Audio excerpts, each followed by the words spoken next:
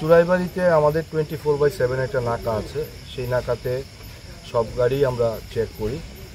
তো আজকে অনুমান 5:30 নাগাদ আমরা একটা ত্রিপুরা থেকে আসামের দিকে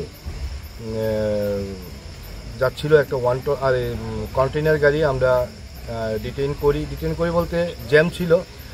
তো সেই জ্যামে গাড়িটা চুরাইবাড়ি গেটের সামনে ছিল, গাড়িটার নাম্বার WB 73D5911। তখন গেটে প্রচণ্ড জ্যাম ছিল, সেই জ্যামের সুযোগ নিয়ে গাড়ির যে ড্রাইভার ছিল সে পালিয়ে যায়, কিন্তু আমরা গাড়িটিকে আটক করে সেই গাড়িটির সিক্রেট চেম্বার থেকে আমরা 35টি প্যাকেটে 275 কেজি শুকনো গাঁজা আমরা উদ্ধার করি।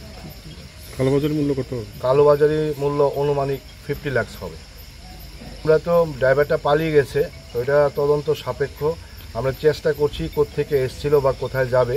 তো গাড়িটাতে যেহেতু ড্রাইভারকে আমরা ধরতে পারিনি, পালিয়ে গেছে জ্যামের জ্যামটাকে করে, তো এই মুহূর্তে আমরা বলতে পারছি না, কিন্তু এটা তদন্ত সাপেক্ষ। তদন্ত করে আমরা বলে দেব পরবর্তী সময়ে গাড়িটা কোত্থেকে এসেছিল এবং তার গন্তব্যস্থল কোথায়। গাঁজাগুলি কোথায় লুকানো ছিল? গাঁজাগুলি যে আপনারা দেখতে পাচ্ছেন সেই গাড়িটার উপরে একটা সিক্রেট চেম্বার ছিল, সেটাকে আমরা কেটে তার ভিতর থেকে গাঁজাগুলি উদ্ধার করি।